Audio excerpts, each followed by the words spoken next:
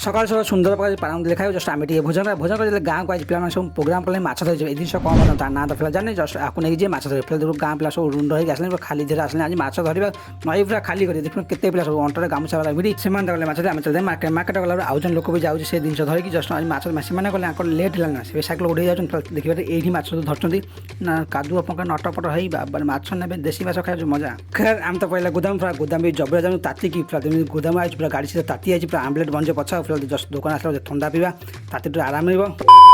ready अच्छी फिर time 5टा 10 जा रास्ता डेबुला जा दुकान को दुकान आसी किसी बस तो पिला मस्त लगे भोजीटा मस्त लगे सजा सजा जा खाए बिना निमंत्रण